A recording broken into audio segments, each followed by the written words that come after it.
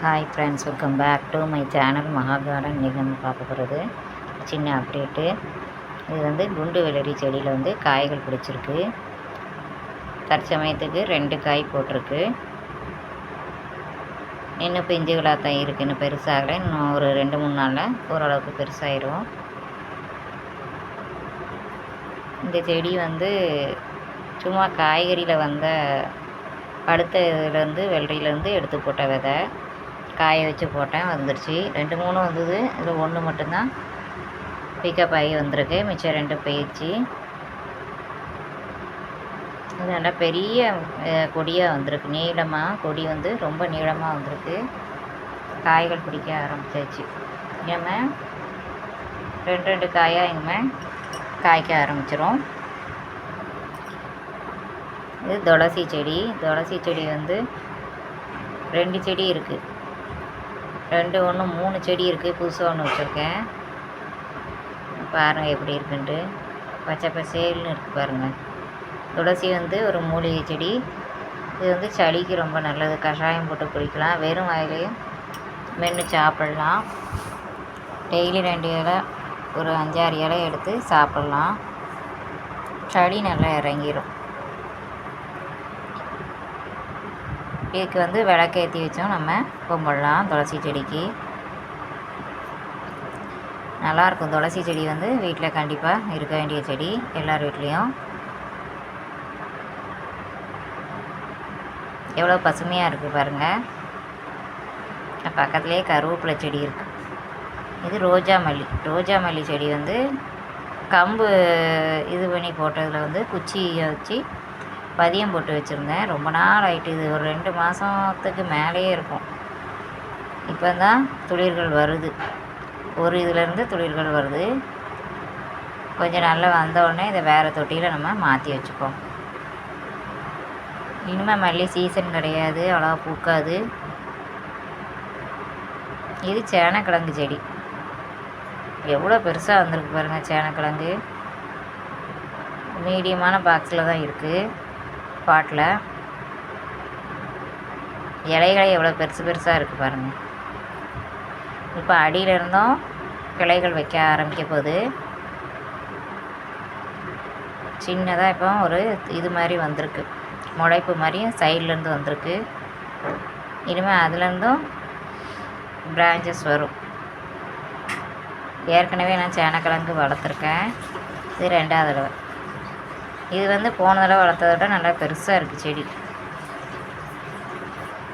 நல்லா பச்சை பசேல்னு இருக்குது இலைகள். பரவாயில்ல.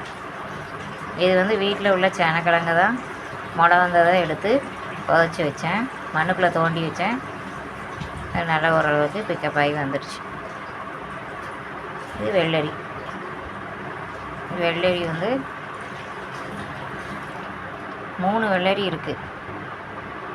அது இன்றைக்கி ஹார்வெஸ்ட் பண்ணிப்போம், அறுவடை பண்ணிப்போம். சின்னதாக தான் இருக்குது, ஆனால் பரவாயில்ல. 3 காய்கள் இருக்குது. இது கத்திரி. வயலட்டும் ஒயிட்டும் கலந்த கத்திரி. இதில் ஒரு 2 காய்கள் பெருசாக இருக்குது. அந்த 2 காய்களை மட்டும் எடுத்துக்குவோம். பாருங்கள், இந்த பெருசாக உள்ள காய்களை மட்டும் எடுத்துப்போம். இதில் கொத்து கொத்தாக இன்னும் நிறைய காய்கள் இருக்குது பாருங்கள். ஒவ்வொரு கொத்துலேயுமே 3-4 காய்கள் பிடிச்சிருக்கு. எல்லாமே காயாக மாறி இருக்குது. பூத்த பூக்கள் எல்லாமே காயாக மாறி இருக்குது. இதுக்கு வண்டுகள், தேனீகள், பட்டர்ஃப்ளை எல்லாம் வர்றதுனால மகரந்த சேர்க்கை நடந்து பூக்கள் காயாக மாறி இருக்கு. இது தொட்டாச்சினிங்கி செடி. இதில் 2 செடி பக்கத்தில் இருக்குது. அந்த பக்கம் தள்ளி இன்னொரு செடி இருக்குது, சின்ன பாட்டில். 3 செடிகள் இருக்குது. தொட்டாச்சினிங்கி செடி 3 செடிகள் இருக்குது என்கிட்ட. இது வயலட் கலரில் பூ பூக்கிற தொட்டாச்சினிங்கி செடி. இது பாசிட்டிவ் எனர்ஜியாக இருக்கும். இந்த செடி வச்சோன்னா பாசிட்டிவ் வைப்ரேஷன் ஜாஸ்தியாக இருக்கும். நல்லாயிருக்கும் இந்த செடி வச்சா. இது இந்த இலைகளை தொட்டால் சுருங்கிடும். அதாவது தொட்டாச்சினிங்கி. இங்கிலீஷில் டச் மீ நாட்டுன்னு சொல்லுவாங்க. இதை நம்ம டச் பண்ணிகிட்டே இருந்தோம்னா ஓரளவுக்கு மனசுக்கு கொஞ்சம் ரிலாக்ஸாக இருக்கும்.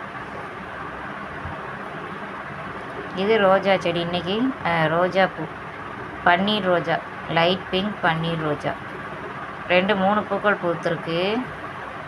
நேற்றே 2 பூ எடுக்காதனால இதாயிட்டு அவ்வளோ உதிர்ந்துடுச்சு. இது நித்திய கல்யாணி. நித்திய கல்யாணி பூக்கள் வந்து நிறைய பூத்துருக்கு.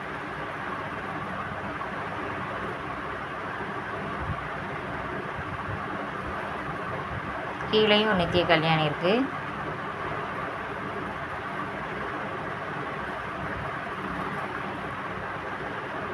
மாடிப்படிக்கு சைடில் இருக்குது. இந்த சைடு வழியாக தெரியுது பார்த்திங்களா, இதுவும் நித்திய கல்யாணி தான்.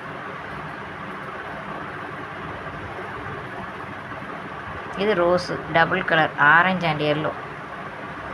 நிறைய துளிர்கள் வச்சுருக்கு. வெட்டி விட்ட இடத்துல எல்லாம், அதாவது பூக்கள் வந்து வெட்டி விட்ட இடத்துல எல்லாம் நிறைய துளிர்கள், செந்தளிர்கள் நிறைய வந்திருக்கு. 3-4 இடங்கள், 4 கூட இல்லை, நிறைய, அதுக்கு அதிகமாகவே துளிர்கள் வச்சு வருது. தற்சமயத்துக்கு ஒரு 3 மொட்டுக்கள் கிடக்கு. இதில் மிச்சம் வெட்டி விட்ட பிரான்ச்சஸ் எல்லாத்துலேயுமே துளிர்கள் வைக்க ஆரம்பிச்சிருச்சு. இனிமேல் அதுலேருந்து மொட்டுக்கள் வர ஆரம்பிக்கும்.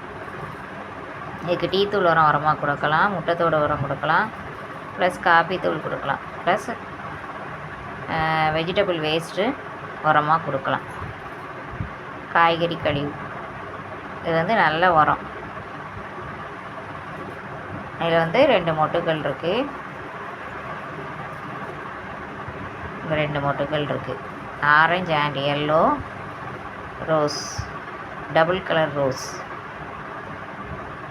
ஓரளவுக்கு வாங்கினதுலேருந்து நல்லா பெருசாகவே வந்துட்டுருக்கு. பிரான்ச்சஸும் நல்லா அடர்த்தியாக இருக்குது. Okay, thank you.